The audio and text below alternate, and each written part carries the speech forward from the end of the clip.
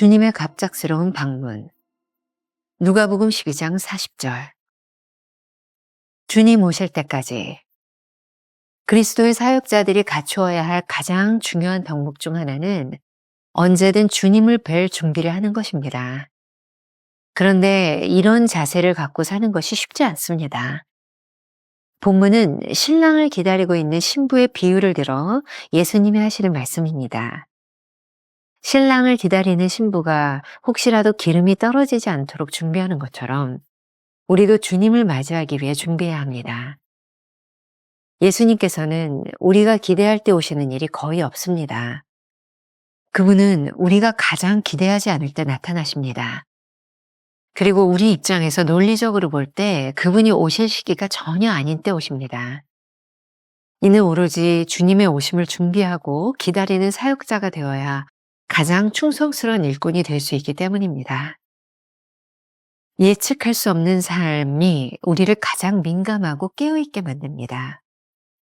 주님의 오심을 기다리는 신앙이야말로 우리를 가장 생생하게 살아있도록 만드는 것이 아닐까요?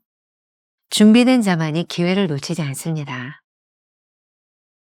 신앙인의 준비 시간에는 긴장보다 기대가 더 크다는 생각을 합니다. 그분은 신랑으로 오셔서 우리를 아름답게 맞아주십니다. 기다림의 시간에 주님을 위해 우리가 하고 싶은 일, 준비하고 싶은 일, 그리고 보이고 싶은 일이 얼마나 많겠습니까? 그러나 챔버스가 경계합니다. 아무도 믿지 마십시오. 심지어 이 땅에서 존재했던 아주 고상한 성인마저. 만일 그가 당신이 예수님을 바라보는 것을 방해한다면 그를 무시하십시오.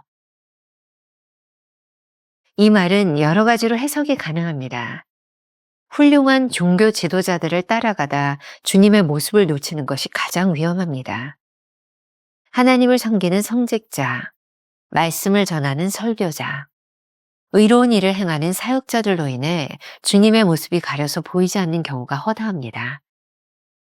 그 어떤 사람, 위대한 성인도 주님을 바라보는데 방해가 된다면 무시해야 할 대상일 뿐입니다. 그러니 주님이 아닌 그 어떤 것도 주님의 얼굴을 가리지 않도록 해야 합니다.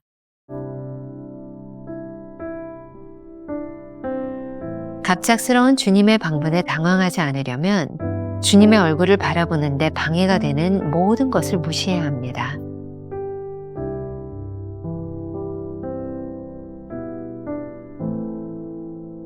주님이 오늘 나에게 오신다면 가장 당황스러운 일은 무엇일까요?